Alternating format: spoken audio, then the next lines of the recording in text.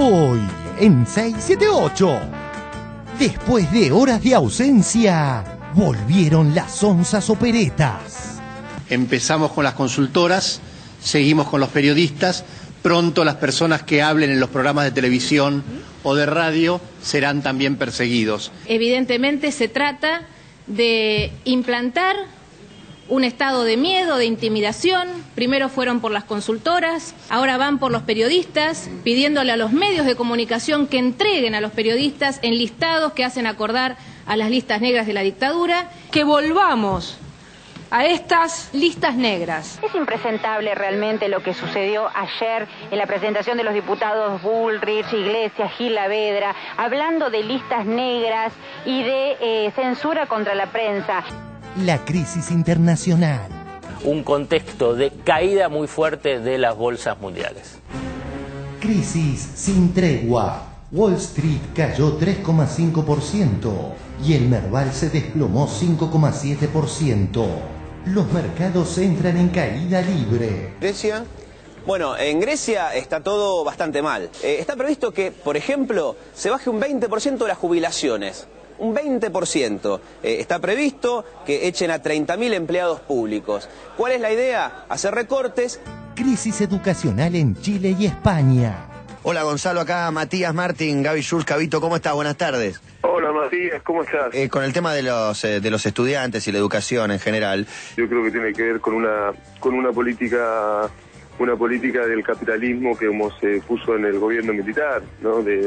Como lo dijo, y una mala frase del presidente Piñera de que la educación es un bien de consumo. Que la educación cumple un doble propósito. Es un bien de consumo. Piñera demostró y siempre ha demostrado ser un gran empresario, pero esto tiene más que eso, es más que una empresa. Miles de profesores, padres y alumnos se manifestaron ayer en el centro de Madrid formando una inmensa marea verde con un mensaje para el gobierno regional. La enseñanza no es un gasto, es una inversión. Estamos defendiendo que se pueda seguir dando una educación pública de calidad donde no se puede recortar ese material humano. Un gran logro periodístico del editorial Perfil. Perfil. Atraparon a Cormillot infraganti. El nutricionista más famoso de la TV comía una proboleta en un resto de Palermo. El juez Zaffaroni con 678. Déjeme preguntarle por la situación del juez Romano, que tras conocerse su procesamiento, que le involucraría con 107 delitos de lesa humanidad, pidió asilo político en Chile, donde se encuentra en estos momentos. ¿Cómo entiende esta situación?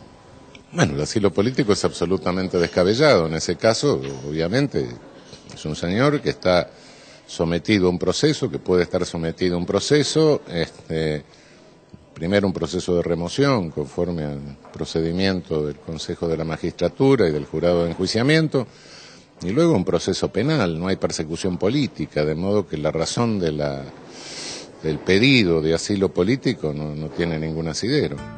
Alfonsín versus 678. Reencontrándonos. Sí, ¿qué querés que te diga? La última vez me dijo que se nos iba a acabar, que nos faltaba poco. Sí, y capaz que no canté victoria, ¿eh? No cuenten los pollos antes de nacer. Ahora dime una cosa, ¿qué querés que te diga? Hoy quería preguntarle sobre lo que pasó en Santa Cruz, que aparentemente uno de los candidatos... Es mentira, pero ¿qué querés que te diga? ¿Que es cierto? ¿Usted crea que lo que usted cree? Te digo, acá, pero es que esto no salga, es mentira eso. Es mentira una operación de prensa de alguno de ustedes. Me dice que es mentira, ¿por qué cree? ¿De dónde cree que sale? No sé, no me interesa, ¿pero qué quiere que te diga? ¿Que sí? ¿Que es cierto? No. Te juro que... Igual le dijo que era cierto. Morán de la coalición cívica también contra 678. Les agradezco a los dos. Se dan el apretón de manos, kirchnerismo y mira, se le ofrece Luis Delía, el kirchnerismo le ofrece a la coalición cívica aquí en Plan M. A Luis, cuando yo llegué, no le está ofreciendo volcarse al kirchnerismo, simplemente. ¿Sabes lo que yo no hago? Yo no hago ni fotos ni cuestiones gestuales por televisión. Con Luis tengo el mayor de los respetos, lo saludé como corresponde.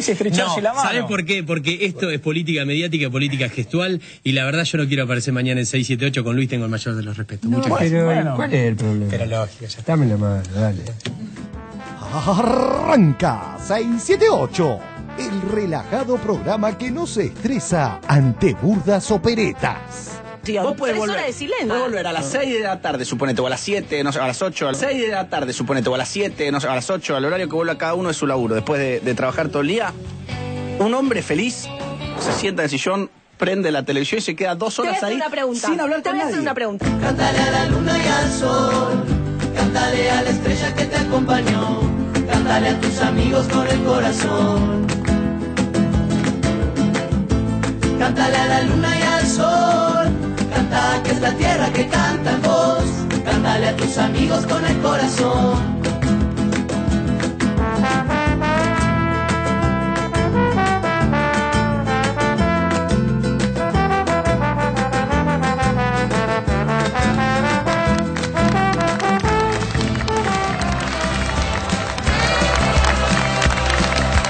¡Vamos, Lucho! ¡Vamos, Lucho! ¡Vamos, Lucho! Durante 1 hora y media con este habitual resumen crítico de lo que ocurre en los medios de la República Argentina. ¿Cómo les va, colegas? ¿Qué dicen? Excelente. Buenas noches. ¿Le puedo mandar un saludo a José de Verazategui? Mande un saludo a José Verazategui. José de Verazategui. Un abrazo. Y yo le quiero mandar un saludo muy grande a Carlos Barragán. ¿Cómo estamos? Quería saludar. Linda campera. Muchos saludos primaveral. Señores, hoy está con nosotros para compartir el programa la señora Cintia García. Hola Cintia, ¿cómo te va? Bienvenida. Cintia es periodista, columnista del programa de Víctor Hugo Morales en Radio Continental. Así es, no le mando saludos a nadie. A Víctor Hugo, no sé si nos está mirando. Él les manda saludos a ustedes. Igual, bueno, si está con Víctor Hugo, tenés que arrancar el saludo diciendo, ¿acaso? Pero qué gusto, amigos. También está con nosotros para compartir el programa el señor Iván Hein. Hola Iván, ¿cómo te va? Bienvenido. Iván es economista. Yo sí voy a mandar un saludo a unos compañeros en Areco. Hoy tenía que ir a dar una charla y por un incidente no pude llegar. Accidente se llama. Accidente de auto. Así que les pido disculpas, pero bueno. Sí. Saludos a los compañeros. Muy bien. Está también con nosotros para compartir el programa el señor Pablo Tigani. Hola Pablo, ¿cómo te va? Bienvenido. Pablo, como ustedes saben, es economista.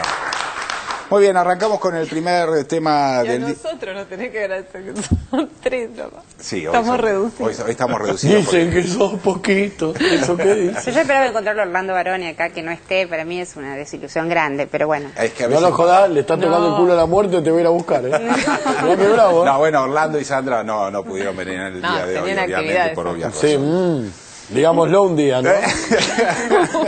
Vamos al primer tema del día, tiene que ver con esta intimidación a periodistas, porque ustedes saben que un juez penal económico, Catania, pidió datos de algunos periodistas económicos de por lo menos 7 diarios, incluido el diario Clarín y Página 12, periodistas que escriben sobre temas económicos, dice el juez Catani, por las dudas que tenga que citarlo en una causa que él está investigando.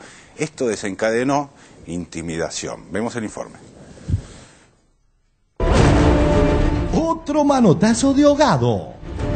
Guillermo Moreno había denunciado a la consultora de Melconian porque, según él, difundía con malintencionados intereses los índices inflacionarios.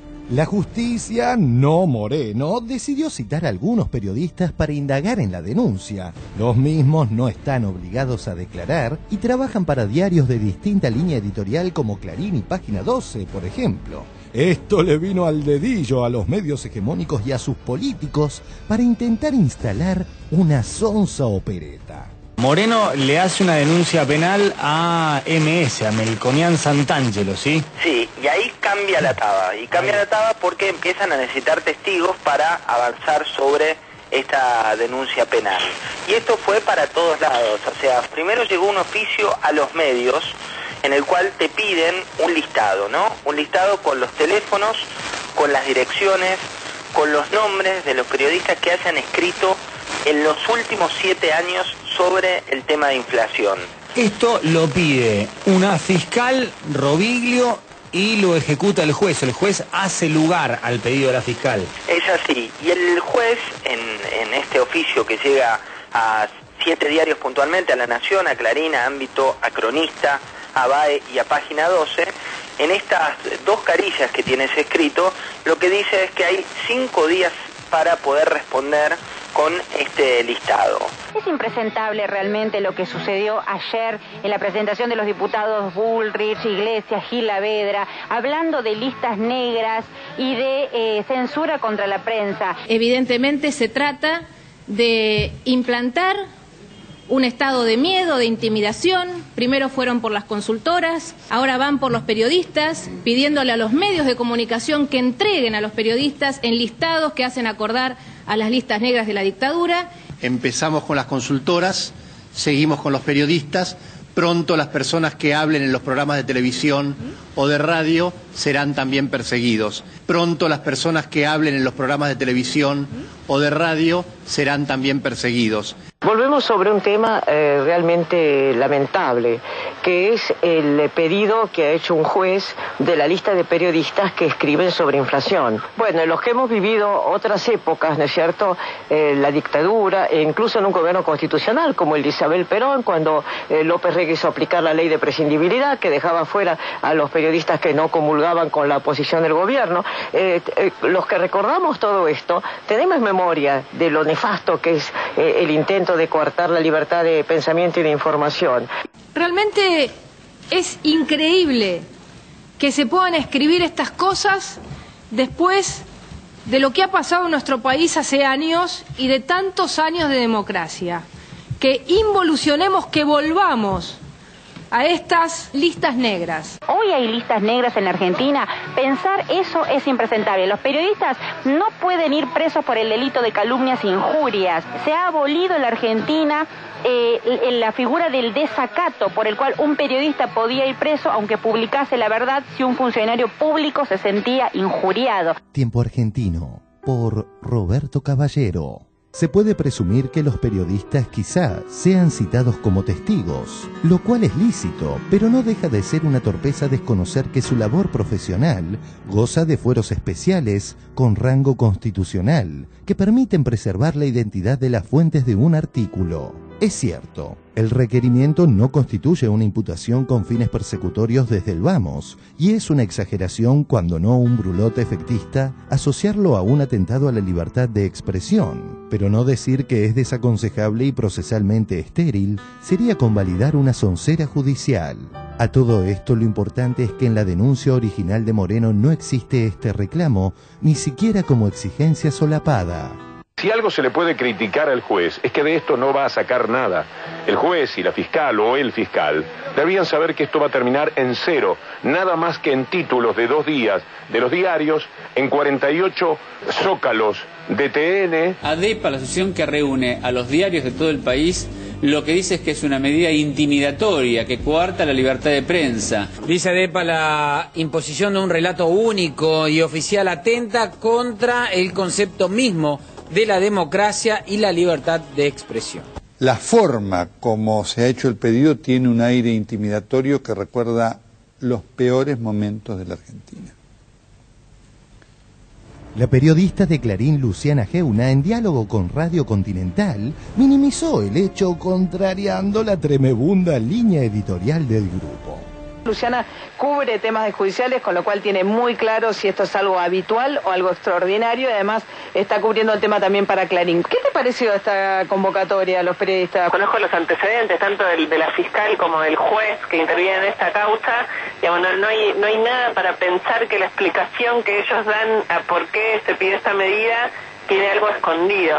Digamos, la fiscal es una fiscal que concursó 3 veces para acceder a cargo de jueza en tribunales orales, sacó 100 sobre 100 y nunca entró. Se puede interpretar fácilmente como no tiene los contactos políticos que por ahí son necesarios para terminar una terna y ganar el cargo, digamos. Y lo que uno interpreta cuando lee eso es que el juez estaba pidiendo los datos personales de los periodistas. Hoy finalmente aclaró que no, que con que le acerquen los datos de los respectivos medios a los cuales trabajan alcanza, que no pide la dirección, el teléfono personal de nadie.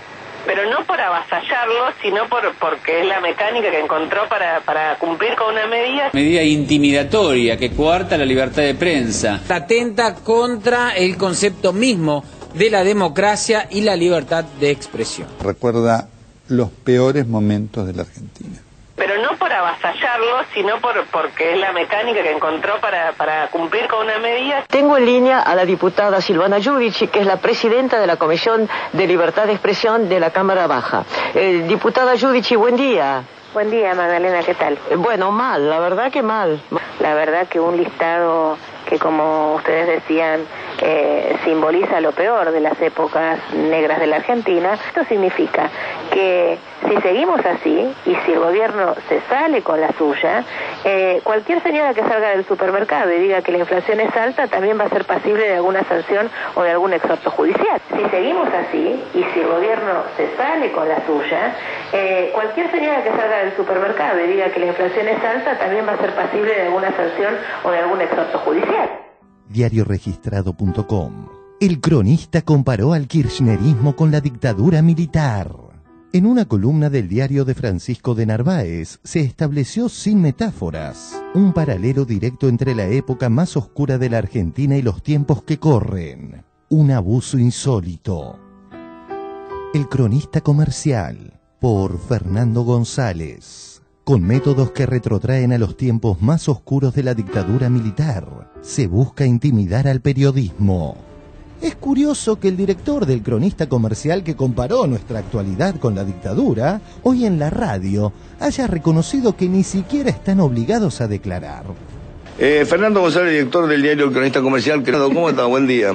¿Qué tal, Chiche? ¿Cómo estás? Buen día. ¿Los abogados ustedes qué dicen? Nos dijeron, como dicen siempre los abogados, dejá que lo vamos a evaluar y vemos qué hacemos, se toman unos días para evaluarlo. Ni siquiera respondieron no le contestemos nada, porque no es obligatorio eso. No, no es obligatorio. Con métodos que retrotraen a los tiempos más oscuros de la dictadura militar, se busca intimidar al periodismo. Ni siquiera respondieron no le contestemos nada, porque no es obligatorio eso. No, no es obligatorio. Para finalizar, recordemos un solo ejemplo, pero contundente, de cómo el monopolio estigmatiza al polémico Moreno.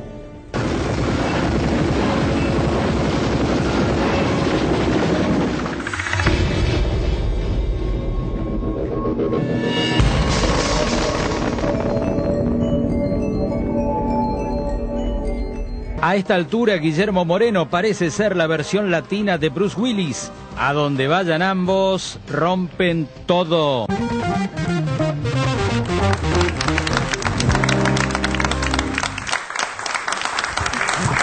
Bueno, muy bien. A ver, Cintia, querida.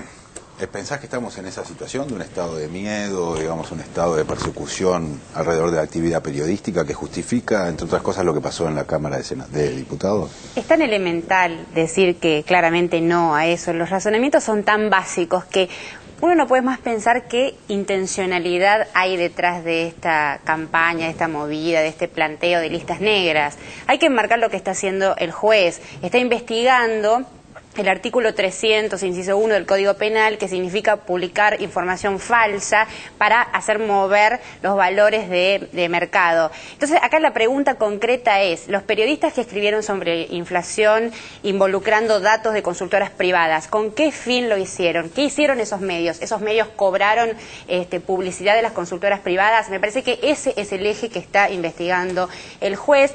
La metodología es la habitual. Todos ustedes tal vez habrán ido alguna vez a declarar, yo lo hice 3 veces. O sea, siempre sucede que un juez, es la metodología testimonial. ¿Cómo el juez va a saber, va a buscar la prueba sobre la publicación falsa o veraz si no cita y no busca las testimoniales? Ahora, hay que decir claramente que las reservas de las fuentes están absolutamente resguardadas, es un derecho constitucional, lo sabe Nelson Castro, lo saben los cronistas de TN, quiero pensar que lo sabe Gil Lavedra.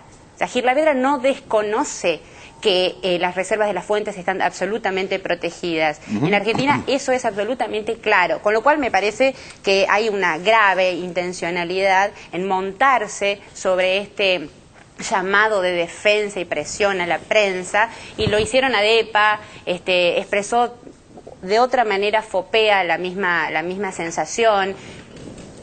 ¿Qué más decirte? No hay listas negras, si tengo que responder esa pregunta, no la hay.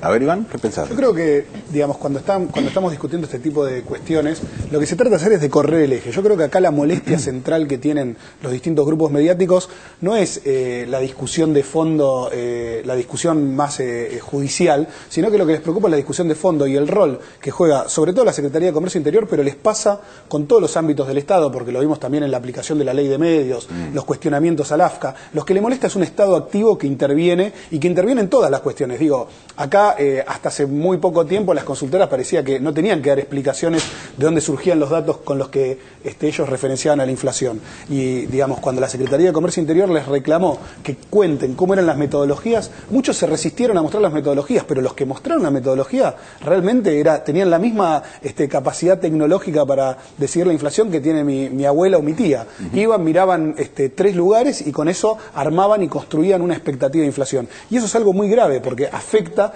intereses económicos concretos. Lo de los sectores populares porque genera expectativas inflacionarias y los del Estado por el costo de la deuda. Entonces ahí hay intereses concretos que hay que defender y me parece que lo que molesta detrás de toda esta embestida es la intervención del Estado. Pablo, vos que sos economista, digamos, alrededor del tema de la inflación, la palabra confianza, ¿no es una palabra importante, digamos, alrededor? Sí, la palabra confianza es importante para la inversión y en la medida que el próximo paso de este proceso de replanteamiento económico de Argentina es ese, la inversión, afecta, claramente afecta. La inversión viene como consecuencia de que hay confianza y si vos minás la confianza, que es algo que se hace constantemente. Yo me anoté algo acá, ¿no? Por ejemplo, medidas intimidatorias. ¿Hay algo más intimidatorio que estar todo el día hablando de la inflación para los inversores, para aquellos que tienen una compañía, para la gente que tiene un salario? ¿Hay algo más intimidatorio que repetir esa letanía hipnótica en los medios de estos economistas? Que acá el problema clave, ¿sabes cuál es? El problema clave es que los economistas, o sea, si lo llama la justicia, tienen que mostrar de dónde los medios tomaron esa información. Y la verdad que si la tomaron de los informes que las consultoras le dan, estarían afectándose entre un círculo de gente que trabaja en forma conjunta. Es decir, el medio que ustedes mencionaron tiene sus principales fuentes de datos, justamente los economistas que están sospechados de dar datos de la inflación que son, como decía Iván recién, extravagantes. Vos para sentarte, para tener enfrente al INDEC con 1.500 tipos que están relevando con encuestadores en todo el país, en diferentes ciudades, diferentes productos, la consultora privada que más economistas tiene, no encuestadores, economistas, tiene 8, 9. Encuestadores, cuando hay inflación, a veces hay 2 o 3. Ahora, que una consultora dé un número que no sea preciso. ¿Cómo? Una consultora que dé un número respecto de inflación, por ejemplo, que sea preciso. ¿Eso constituye un delito o constituye un desprestigio para la propia consultora? Digamos, hay como dos categorías. Y bueno, no, pero hay como decía Iván recién, hay un perjuicio claro. O sea, cuando vos estás diciendo que la inflación es y que los bonos, hay unos bonos que ajustan por inflación. Si vos estás diciendo que la inflación no es la que es, lo que estás diciendo es que se está pagando una tasa de interés que no es la correcta. Además, toda la economía ajusta en función de la tasa de inflación. Entonces, pero no solo eso, la tasa de interés, el nivel de actividad económica, el salario, todo afecta. Mira, la tasa de interés es... La tasa de interés y la tasa de inflación es el arma de destrucción masiva más importante manejada desde el punto de vista periodístico que se puede aplicar en nuestra sociedad, en una sociedad de nuestro tipo. Ahora, ayer cuando ocurre esta operación de las listas negras y de esta cuestión, se discutía en Nueva York, el gobierno discutía en Nueva York de qué manera se iba a medir la inflación, digamos, que es este conflicto que hay con el Fondo Monetario, digamos, el mismo día. No, a ver, por eso aclaremos ahí. Digo, ¿Eso es así? Yo creo, digamos, en primer lugar, eso fue lo que tomaron algunos medios de comunicación, pero no es real. El gobierno viene trabajando, el Poder Ejecutivo Nacional viene trabajando con el Fondo Monetario hace más de un año en la construcción de una serie estadística nueva, que es un índice de precios nacional. Hasta este momento lo que existía, digo, cuando discutimos el índice de precios del INDEC, estamos discutiendo el índice de precios de la provincia de Buenos Aires y de la capital federal. Y después cada provincia estima su número, con metodologías diferentes. Sobre esas diferentes metodologías, lo que se está haciendo es un trabajo con el Fondo Monetario para construir un índice de precios nacional. Se viene trabajando, he tenido la oportunidad de asistir a las reuniones de trabajo con el Fondo Monetario Internacional y ver, digamos, un trabajo técnico. Esto es un trabajo estrictamente técnico donde lo que uno dice es qué bienes va a relevar.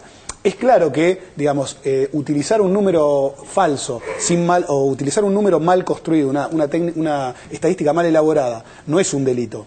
Pero, digamos, lo que es cuestionable es el uso de esa información sabiendo que está mal construida técnicamente. Y eso es lo que hizo la Secretaría de Comercio. Le reclamó a las consultoras privadas que presenten cómo elaboraban sus datos. Frente a la no presentación o a la presentación de datos inconsistentes, les dijo, bueno, empiecen a presentar números distintos. Los que no presentan números distintos muestran un interés diferente al de dar un dato cierto. Entonces, bueno, se va y se le plantea la justicia y se le pregunta. El Poder Judicial es un poder independiente. Está claro. Se le está consultando.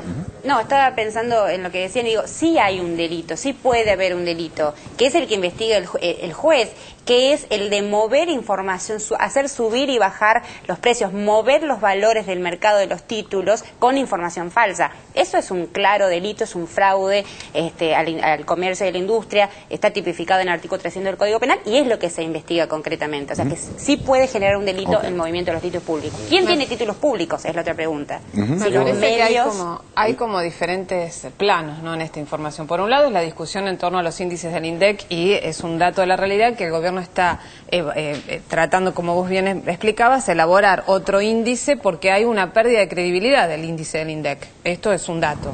Digamos, podemos ver por qué, pero es un dato de la realidad.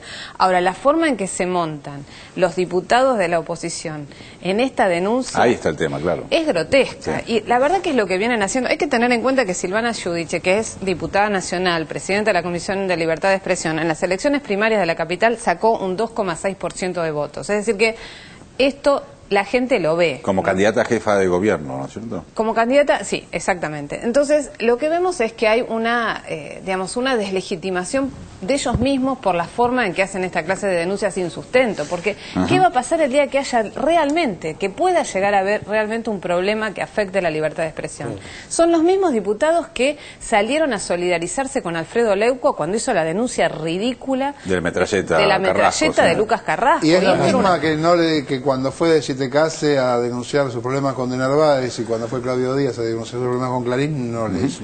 Y aparte muchos de estos periodistas, perdona Barre, muchos de estos periodistas que están hablando de listas negras son los mismos que nos dijeron a nosotros dónde vamos a laburar el día que termine este gobierno. Así que me parece que los que están programando muchas veces listas negras son ellos mismos. Muy bien, señores, vamos a cambiar de tema, pasamos a la crisis financiera internacional. Ustedes que saben que ayer cayeron todas las bolsas, fue tapa de casi todos los diarios del día de hoy en todo el mundo, ¿no? Hay protestas en Wall Street y a esto también hay que sumarles las protestas que siguen habiendo en Grecia. Vemos el informe y lo debatimos. La crisis internacional. Hoy la mayoría de los matutinos hicieron hincapié en la caída de las bolsas de ayer.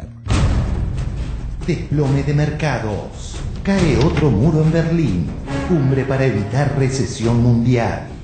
Crisis sin tregua. Wall Street cayó 3,5% y el Merval se desplomó 5,7%.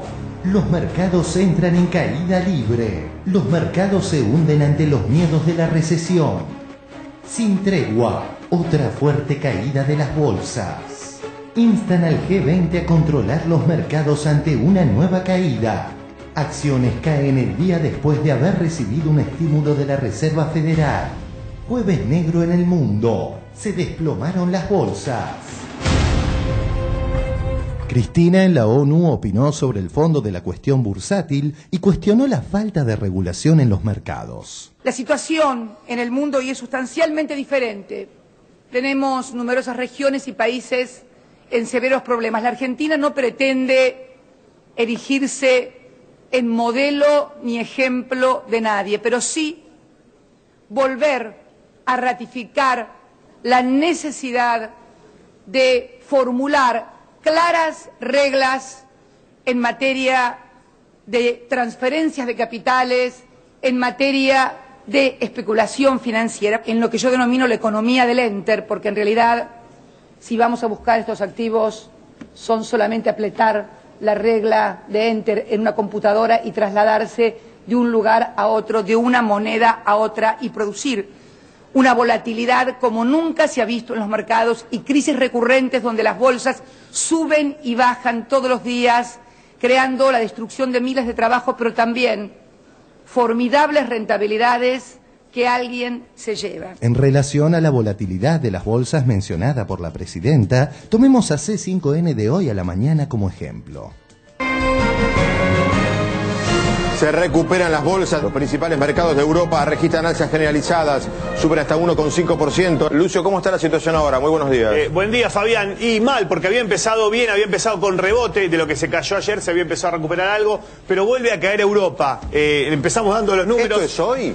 Yo pensé que esto que tenías era de ayer. No, tenemos lo de ayer y también lo de hoy. Como decían recién los títulos, Europa revirtió la tendencia inicial. La tendencia inicial era al alza y ahora en este momento es a la baja. Cada vez son más pequeños los motivos. Por ejemplo, ayer los mercados cayeron porque un índice manufacturero de China no dio el alza que se hubiera previsto. Están súper sensibilizados. Claro, eso es lo que quiero decir. Una volatilidad como nunca se ha visto en los mercados y crisis recurrentes donde las bolsas suben y bajan todos los días, creando la destrucción de miles de trabajos, pero también formidables rentabilidades que alguien se lleva. Pasemos a Estados Unidos. Hubo protestas en Wall Street cuestionando esta desregulación desmedida que favorece a los más ricos y perjudica a los excluidos del sistema. Democracy Now! El 99% que ocupó Wall Street, por Amy Goodman. Si 2.000 activistas del movimiento conservador Tea Party se manifestaran en Wall Street, probablemente habría la misma cantidad de periodistas cubriendo el acontecimiento. 2.000 personas de hecho ocuparon Wall Street el sábado. Allí estaban, la mayoría de ellos jóvenes, protestando contra la especulación prácticamente no regulada y descontrolada de Wall Street, que provocó la crisis financiera mundial. Mientras los banqueros permanecen seguros dentro de sus bancos rescatados, afuera la policía arresta manifestantes. En un mundo justo, con una economía justa, cabría preguntarse, ¿quién debería estar pasando frío afuera? ¿Quién debería ser arrestado? El cineasta Michael Moore remarca un caso de distinta vara. La protesta de indignados de Wall Street tuvo poquísima difusión en medios masivos estadounidenses, a diferencia de las coberturas que dan esos mismos medios a las protestas del partido de ultraderecha Tea Party.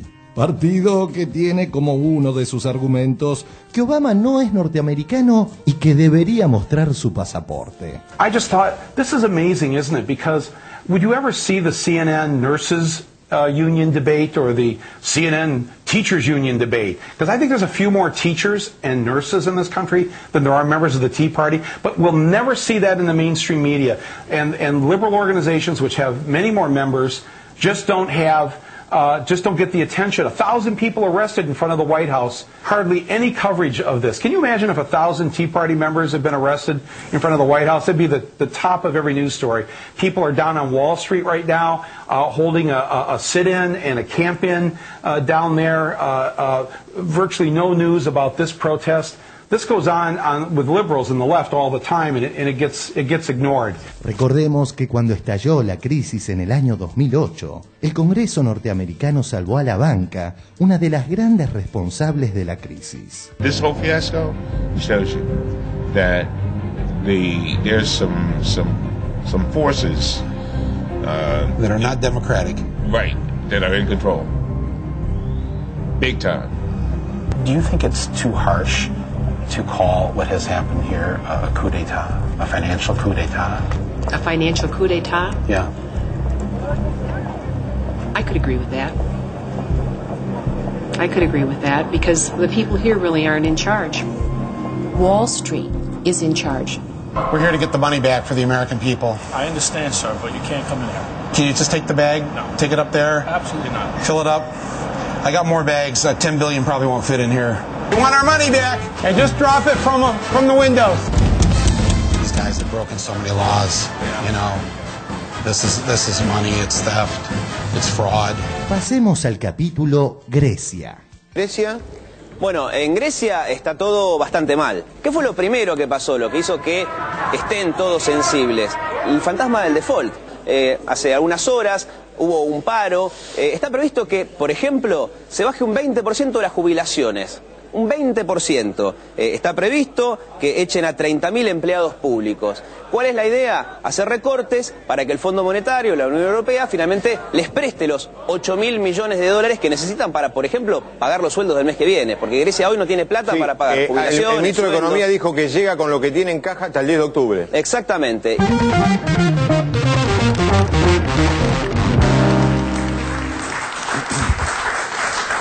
¿Sabes que me quedé pensando, Pablo, recién que después del discurso de la presidenta, que es bien interesante su crítica respecto al sistema financiero y habla de la economía del enter, después de este discurso hubo una articulación de parte de los medios de comunicación en instalar algunas palabras que son, yo diría, asustadizas, como son inflación, el Fondo Monetario Internacional está desconfiando de la Argentina, inclusive se instaló también el tema de la devaluación brasilera como un problema económico, todo muy vinculado, creo yo, de alguna manera al discurso de la presidenta. En este sentido, te quiero preguntar si estos mecanismos de susto que utiliza también el sistema financiero tienen alguna posibilidad, sobre todo alrededor del problema bilateral con Brasil sobre la devaluación.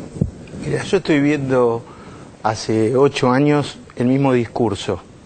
El Fondo Monetario Internacional, hace 4 creo que está instalado el tema de la inflación y, como decía Nora, no podemos discutir que hay que corregir, hay que hacer algunas cosas. Lo que pasa es que esto no está vinculado con la inversión. La inversión está por encima de la inversión que teníamos en la década del 90 en términos de PBI. O sea, la relación entre la inversión y el PBI es la más alta de la historia. Si los inversores pensaran que Argentina es peligroso, no estarían invirtiendo.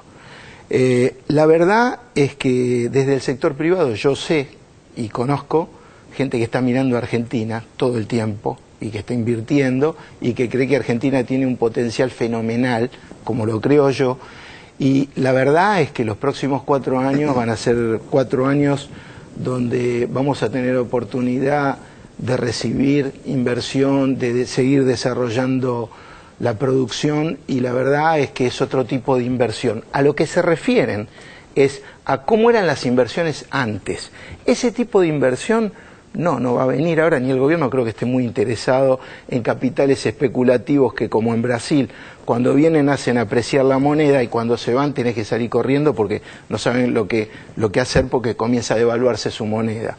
Creo que algo de eso, yo en diciembre voy a un congreso en Brasil justamente para hablar de estos temas, cómo la región se prepara y cómo puede establecer mecanismos para poder defenderse de esas situaciones, para poder seguir creciendo. Porque si todos no hacen lo mismo, puede ser que Argentina tenga control de capitales, puede ser que haga alguna cosa más, pero por ahí si Brasil no, si algunos otros países no, la región entonces puede seguir siendo vulnerable. Iván, ¿qué lectura tenés de lo que está pasando en Brasil, digamos, puntualmente? Yo voy a volver a insistir, digamos, con una idea que está atravesando el mundo y lo dice la presidenta muy claro en su discurso, ¿no? Nosotros estamos en una transición en la economía mundial donde el mundo desarrollado me parece que todavía no entendió por dónde pasa esta nueva etapa de acumulación económica. En primer lugar, porque ellos hace 30 o 40 años definieron que iban a vivir de rentas y particularmente de rentas financieras, y que financiando al mundo y aprovechando el poder de emisión monetaria que tenían, podían, sin trabajar, apropiarse de la riqueza del resto del mundo. Esto es lo que pasó en Estados Unidos. En Estados Unidos, el 1% de la población más rica se lleva el 25% de lo que se genera en riqueza en Estados Unidos, y el resto mira con la ñata contra el vidrio y necesita ir a pedir crédito a los bancos. Piden crédito a los bancos dan crédito, eso genera más rentabilidad para los que no aportan nada al proceso productivo, y eso en algún momento se corta. Se cortó en el año 2008 cuando se acabó el margen que había para financiar, porque el nivel de deuda era 4-1 la riqueza de Estados Unidos. Los hogares debían el 100% del Producto Bruto, el sector privado debía el 100% del Producto Bruto, el sector público también, entonces no había más margen para financiar. Algo parecido está pasando en Europa. Digo, el pedal financiero se acabó y no terminan de decidir cómo salen. ¿Cuál fue la alternativa que usaron en el año 2008?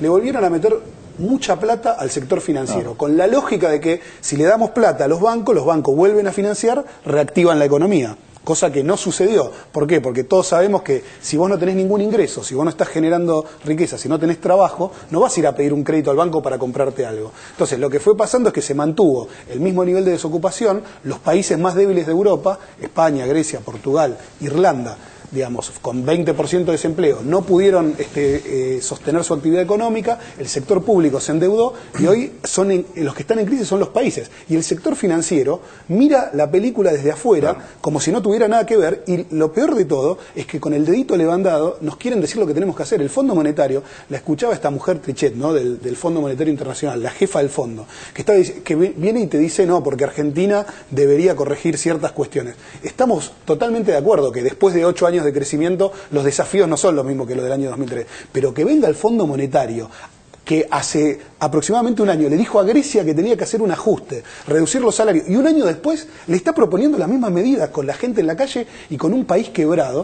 Digo, a mí me parece como mínimo irónico, y me parece irónico que los medios de comunicación hegemónicos no cumplan ningún rol en señalar, por lo menos como contradicción esto. Y digo, ahí uno lo que tiene que hacer es mirar con claridad quiénes son los auspiciantes de esos medios de comunicación. Y si uno encuentra muchos bancos, muchos gerentes del sector financiero, si uno encuentra muchos consultores, muchos consultores económicos, entonces uno va a tener un circuito un poco más claro. Eso era lo que quería, mi idea del bloque anterior, que no la terminé de ayer, cuando se discute de qué manera la Argentina va a medir su inflación, desde acá los políticos de la oposición, y que eso trascendió en los medios de todo el mundo, salen a decir, bueno, acá para que no haya mediciones buenas de la inflación, están haciendo listas negras de periodistas. Fue una movida muy interesante la que hicieron. Gustavo, yo te digo una cosa. Están laburando para otra cosa. Pero escúchame, acá hemos llegado a la ridiculez de que el falso grupo A, que ya no existe más, genera un índice de inflación en base a lo que dicen consultoras privadas con intereses específicos en el sector financiero. Entonces, digo, y el Fondo Monetario, este Fondo Monetario que propone ajuste en un país en recesión y que no quiere hacer una política fiscal expansiva, aumentar el gasto público para que se recuperen esas economías, ese Fondo Monetario dice que las consultoras privadas cuestionan. Claro, ¿cómo no van a cuestionar? Si tienen intereses específicos en esta cuestión. Entonces, a mí lo que me parece sorprendente es lo poco que se señala esta particularidad, salvo en lugares como este o en algunos lugares donde supuestamente estamos, los que no sabemos de estos temas, no se plantea en ningún lado. Y es algo que está ahí, ¿no? A ver, Cintia. Estaba pensando en el valor de las palabras, porque informar sobre la caída de los mercados, de cayeron los mercados. Yo lo hablaba con Aldo Ferrer hace un tiempito, embajador argentino en Francia, gran economista, y decía, los mercados suben y bajan por motivos absolutamente exóticos. O sea, hace poco cayó la bolsa de Nueva York, se derrumbó porque una financiera no había tenido la ganancia que necesitaba tener. O sea, ¿por qué suben y bajan los mercados? Los periodistas nunca lo vamos a saber. Sin embargo, la letanía de cayeron los mercados genera un impacto de lenguaje simbólico que me parece muy fuerte. Y sin embargo, lo que está pasando en el mundo hace tiempo es que vienen un retroceso en lo que ustedes decían, caída del empleo, signos sociales. Esas noticias no salen a la tapa de los diarios o a la oralización de las radios como salen la caída de los mercados o el recupero de los mercados. Entonces me parece que por ahí pasa la cuestión. ¿Qué queremos decir cuando decimos cayeron los mercados o explota Grecia o el mundo se cae? Nadie está hablando de que Obama mismo está pensando de implementar un estado de mayor bienestar en la política interna norteamericana, que la región está implementando un estado de bienestar. Me parece que los periodistas tendremos que hacer también un trabajo de utilizar las palabras que se deben utilizar cuando hablamos de economía. Muy bien, vamos a cambiar de tema. En este caso pasamos a hablar de la oposición, que está deshilachada. Hay problemas en Santa Cruz para Alfonsín y repercusiones de la salida de Felipe Solá finalmente de la oposición. Y hay también un análisis de Mario Weinfeld en Duro de Domar sobre este tema. Lo vemos. Novedades de la Opo deshilachada. Entrevistado por 678, Ricardo Alfonsín osciló entre la crispación y la arrogancia. Reencontrándonos. Sí, ¿qué querés que te diga? La última vez me dijo que se nos iba a acabar, que nos faltaba poco. Sí, y capaz que no canté victoria, ¿eh? No cuenten los pollos antes de nacer. Ahora dime una cosa, ¿qué querés que te diga? Hoy quería preguntarle sobre lo que pasó en Santa Cruz, que aparentemente uno de los candidatos... Es mentira, ¿pero qué querés que te diga? ¿Que es cierto? No, usted crea que... Lo que usted cree. Te digo, acá, pero que esto no salga, es mentira eso. Es mentira una operación de prensa de alguno de ustedes. Me dice que es mentira. ¿Por qué cree? ¿De dónde cree que sale? No sé, no me interesa. ¿Pero qué cree que te diga? ¿Que sí? ¿Que es cierto? Te digo, te juro que... Igual le dijo que era cierto. Con los amigos, te van a retar si no me haces, ¿eh? Bueno, entonces te digo... Igual le dijo que era cierto. Qué macana.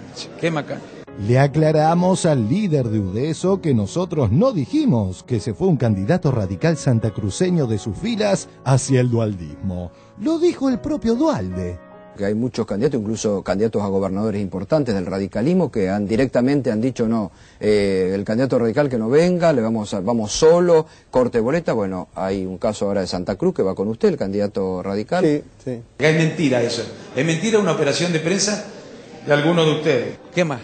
A ver, dale, decime, ¿qué más te digo? ¿A quién critico? ¿Por qué cree que...? ¿Por qué cree? ¿A quién critico? ¿Qué digo? ¿Que está todo bárbaro en el país?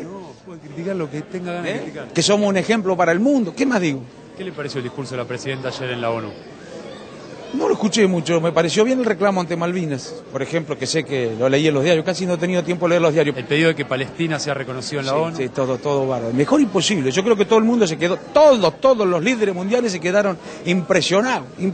Te digo la verdad. Dijeron, esta presidenta no sabíamos que existía, es extraordinario. Pudimos escucharlo a día de ayer a Francisco Narváez pronunciándose, a nuestro juicio, no de la manera más feliz sobre el episodio Candela. Dijo, si él fuese gobernador, Candela estaría viva. ¿Qué le parecen esas palabras? Que te diga? No, ¿qué le parecen con sinceridad? No, en serio, digo, que fue un desastre la investigación. Un bochorno. Vayamos a la autocrítica de Felipe Solá. Recordemos brevemente lo que dijo. Usted pertenecía al peronismo federal, ¿verdad? ¿Se acuerda? Sí. Bueno, sí, ¿y eso se desintegró? Eso se deshilachó. Suponete que yo fuera kirchnerista, que es obvio que no lo soy. Te diría, Felipe, no la viste. ¿No viste que pese a nuestros errores, los errores del 125, la prueba estaba puesta en un proceso de inclusión? Y que la jefatura del kirchnerismo iba hacia eso, que es lo que vos hoy reconocés. ¿Vos qué le dirías a eso? ¿Que no la viste? Sí, que tiene razón. Que en términos de resultados de mediano plazo y largo plazo de una política, ellos tenían razón aquellos que se quedaban a pesar de estar en contra. ¿De la alianza con De Narváez y Macri sí te arrepentís? Sí. Mauricio Macri se mostró disgustado con Solá. Felipe Solá ha dicho que se arrepiente de la unión política que compartió con usted y De Narváez. ¿Le sorprende esto? No, a mí me dio mucha lástima todo el lugar común en el cual él cayó. ¿De la alianza con De Narváez y Macri sí te arrepentís? Sí. No anduvo por cuestiones de fondo, de mirada distinta sobre lo que era la política, el significado de la política, etcétera. Finalicemos el siguiente reporte con el análisis de Mario Weinfeld. El peronismo federal, aquello que tenía a Duhalde, a Rodríguez Sá, De Narváez, a Das Neves, a Solá. ¿Qué pasó con todo eso? A Reutemann. ¿A Reutemann? A Reutemann. ¿Qué pasó? Que el peronismo federal nunca fue un partido, nunca tuvo un líder definido, fue un conjunto de caciques que, más caciques que tribus seguramente, pero que especulaban con que el voto peronista, como el kirchnerismo iba a perder las elecciones en 2011, iba camino de perderlas, el voto peronista refluiría hacia sus compañeros y entre ellos iban a arreglar. En realidad, si uno mira bien, no eran todos pares. Para mi gusto había una figura que resaltaba respecto a las otras, que es precisamente Reutemann. Él dijo que vio algo, ¿no? ¿Se acuerdan en una famosa entrevista? ¿No? He visto algo que quizás yo no lo pueda decir en público, y quizás no lo voy a decir nunca, de algo que quizás no me terminó de convencer. Lo que él vio es una Argentina ingobernable. Lo digo de verdad. Lo que él vio es la Argentina que... O sea, él vio que iba a gobernar y que iba a terminar como Duhalde o como De la Rúa. No vio que había una posibilidad de gobierno como la que hizo Néstor Kirchner. De Narváez también, que había fantaseado, a pesar de sus dificultades constitucionales, como ser candidato, se corrió. Y el peronismo federal después no hizo ninguno de los deberes lógicos de la política y no es fácil de explicar tampoco. No formó un partido, no hizo una buena interna, no se organizó, cosas que son básicas para las elecciones. Y lo otro que no hicieron desde 2009 fue mirar a la sociedad o a la propia base peronista. O sea, creyeron que tenían un capital que no tenían.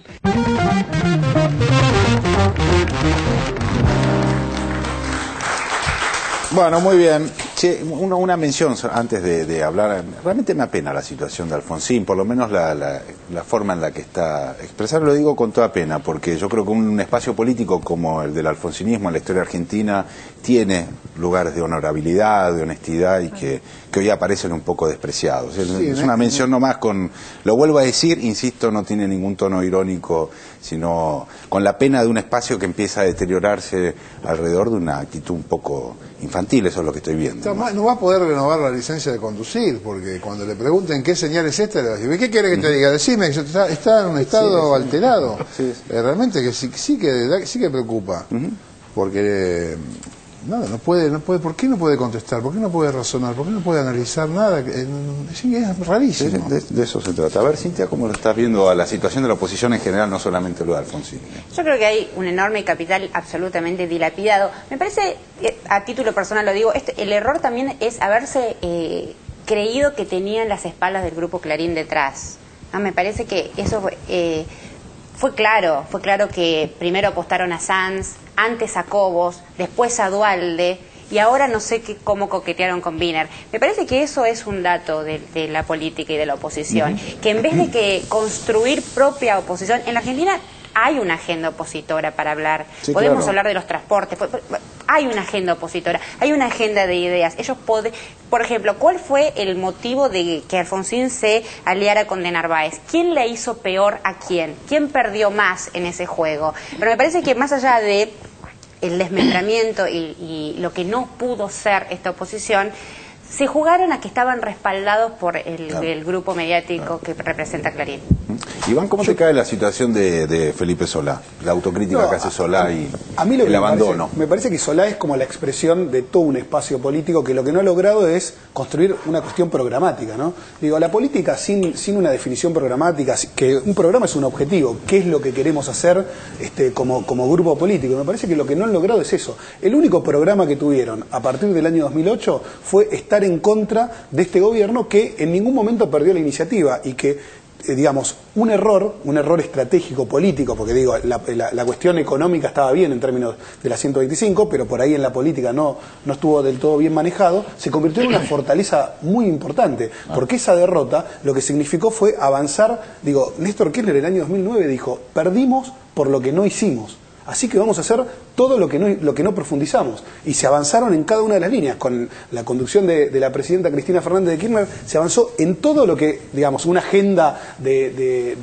como un proyecto como el kirchnerismo podía avanzar. Entonces me parece que ellos, frente a esa situación, se quedaron en la película de la 125 discutiendo contra un cuco que ya no era más para la población. No vieron el bicentenario, no vieron la asignación universal por hijo, no vieron la ley de medios de comunicación. Y uno a uno, cada uno de esas cuestiones políticas... La pregunta es si no lo vieron.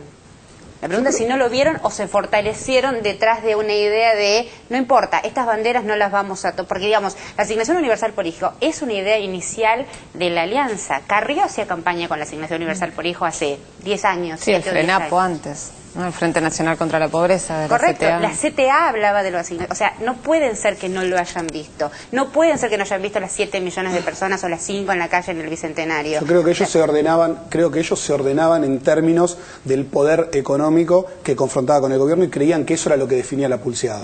Yo creo que por eso no lo vieron, porque se olvidaron que, digamos, más allá de que haya un poder económico, del otro lado estaban todos los sectores populares. Un poder económico y un poder corporativo. Exactamente. ¿No? O sea, Cristina Fernández de Kirchner no competía contra Alfonsín. No discutió nunca con la oposición. Pero además no competía con la oposición, competía con las corporaciones. La oposición siempre fueron las corporaciones. ¿Qué te parece que puede pasar con el peronismo federal, ¿no? Porque la verdad es que hay una situación ahora bastante... Mira, es una pregunta, merece una tesis, pero me parece que... Hagamos tesina. Hagamos una tesina, no. Creo que hay una cosa que decía Mario Weinfeld al final de este recorte que vimos, que es un poco lo que unifica, si querés, este espectáculo lastimoso que da Ricardo Alfonsín, y también, en otro sentido, un espectáculo lastimoso de parte del peronismo federal, que es el haber creído que tenían una representación social que no tienen. Cuando uno lo ve a Alfonsín tratando de ser irónico y ser patético, en realidad no asume el poco respaldo popular que ha tenido y la imposibilidad de mantener, aunque sea en 3 meses, la alianza que estableció en la provincia de Buenos Aires, pero no la puede sostener internamente en el partido y no la puede sostener ni siquiera con un aliado que se encuentra de casualidad en un café de San Justo con otro peronista para tratar de sacar mejores votos en la provincia de Buenos Aires, porque se da cuenta que con Alfonsín no puede. Y el peronismo federal, me parece que la figura que sale más damnificada de esto es la de Duhalde, porque Duhalde creía que iba a ser la cabeza de la oposición en Argentina, y creo que es el fin de su carrera política como tal, lo que demuestra este resultado electoral. Y después el peronismo va a ver, hay que ver cómo se reacomoda, ¿no? Cómo va a haber seguramente algún sector que seguirá a Solá en este lugar de tránsito hacia el kirchnerismo, y habrá otro sector que buscará cómo realinearse con Mauricio Macri en el PRO y ver cómo desde ahí armar otra fuerza, pero me parece que, bueno, al momento de hoy es bastante patético. Reutemann no dijo nada todavía, ¿no? No, Reutemann ya fue, ya es un hombre grande. Dale, vamos al corte, ya volvemos.